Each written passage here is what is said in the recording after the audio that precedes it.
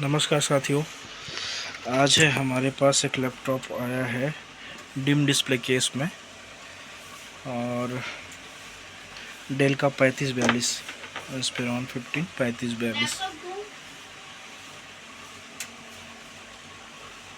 Dim display case में आया हुआ है। और इसको मैं एक बार स्विचिंग करा के देखता हूँ क्या हो रहा है।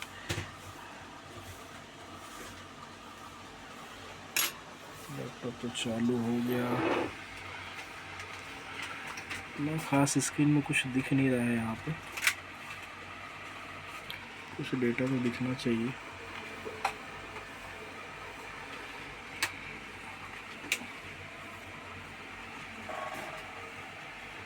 यूएसबी कीबोर्ड देना को कीबोर्ड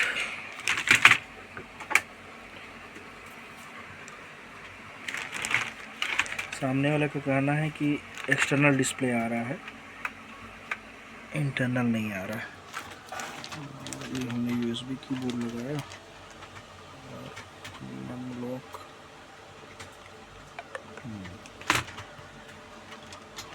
मतलब एक्सटर्नल डिस्प्ले हमारा, उनका कहना सही है। स्क्रीन में हमारा डिस्प्ले नहीं आ पा रहा है और एक्सटर्नल डिस्प्ले आ रहा है। देखते हैं क्या निकलता है इसमें। डिम डिस्प्ले आ रहा है मतलब 19 वोल्ट हमारे स्क्रीन तरफ नहीं जा रहा होगा, या तो होगा हमारा बैकलाइट अनेबल और PWM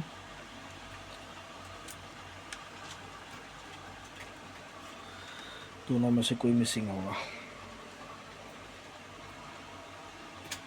ये 19 वोल्ट हमारा जा रहा है। ये हम LVDS के पास 19 वोल्ट चेक करते हैं और 19 वोल्ट हमारा ठीक है, सप्लाई जा रहा है। इसमें होता है PWM,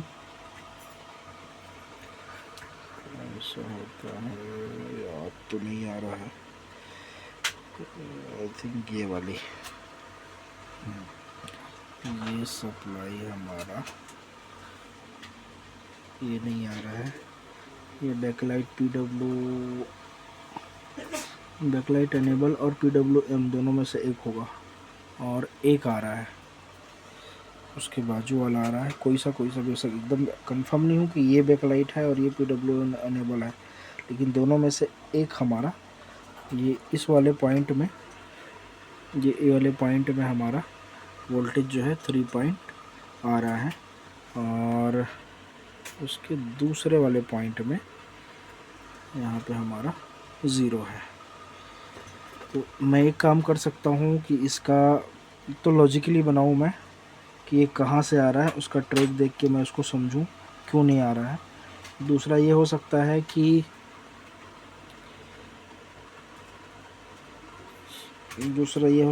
कि मैं इस वाले ट्रैक को काट के इससे जोड़ दूं, है ना। इसके ट्रैक को काट के इस वाले सप्लाई को भी यहीं दे दूं, तो दोनों हमारा डायरेक्ट हो जाएगा। बैकलाइट एनेबल और PWM की सप्लाई दोनों बराबर हो जाएंगे।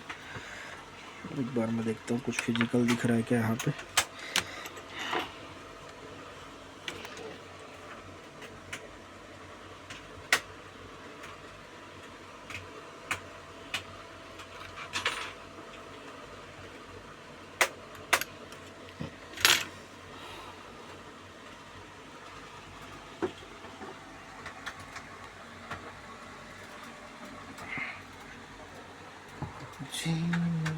तो ऐसे कीजिए जीवन।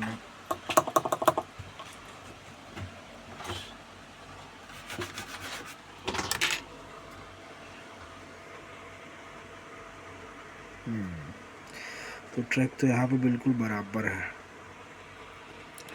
दोनों तरीके हैं इसको ठीक करने के। और क्या हो सकता है, इसमें LID निकला रहता है। ये देखो, ये तो ये एलईडी का किसी का इशू रहा होगा, जब सामने वाले को बनाने के लिए दिए रहे होंगे तो एलईडी में कुछ काम किया है या इसके कारण कुछ इशू आया होगा तो इसने निकाल दिया है। निकाले तो ठीक है चलो, लेकिन वहाँ पे जंपर मारना भूल गए। एक बार हम स्विचिंग करा के देखेंगे और देखते हैं। हमारा प्रॉब्लम तो ये लग रहा है कि 99% यहीं से ही होगा। जंपर लगाया नहीं इन्होंने, इसलिए हमारा डिम डिस्प्ले आ गया।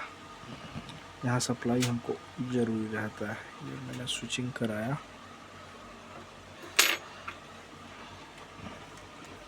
और यहाँ पे 3 वोल्ट एलडीओ का सप्लाई रहता है ना, ये मैंने जोड़, ये डिस्प्ले आ गया।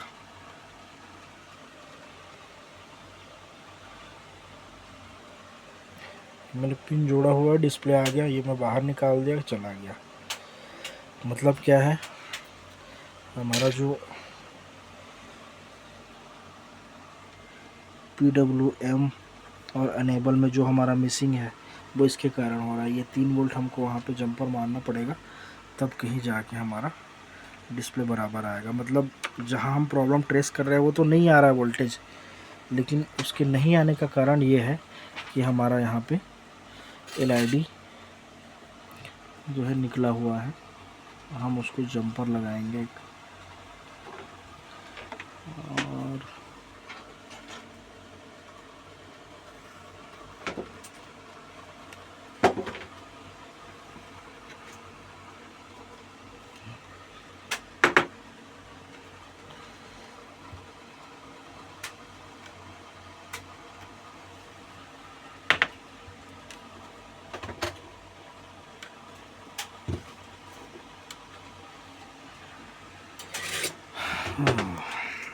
इस तरह से हमने पीछे के दोनों पिन को जोड़ दिया। और मैं एक बार फिर से स्विचिंग करा के देखता हूँ तो यहाँ पे होता क्या है। हमने पावर लगाया,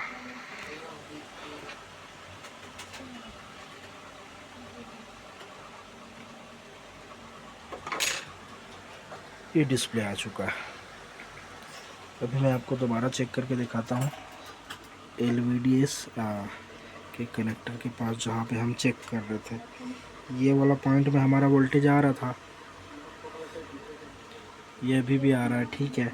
और ये वाले पॉइंट का हमारा मिसिंग हो रहा था, जो कि आ चुका है, ठीक है।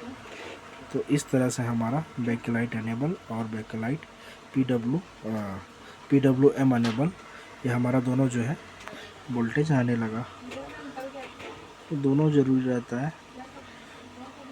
और हमारा 19 वोल्ट, तो ये तीनों मिलके हमारा बैकलाइट को, मतलब एलईडी की लाइट को चालू करता है। तो इस तरह से हमने इसको सिर्फ जंपर लगा के यहाँ पे, है ना, एलईडी स्विच जो यहाँ पे, एलईडी जो हमारा लगता है यहाँ पे, ट्रांजिस्टर लीड स्विच जो जिसको बोलते हैं, वो हमारा निकला हुआ था, जिसके कारण डिम डिस्प्ले आ रहा था।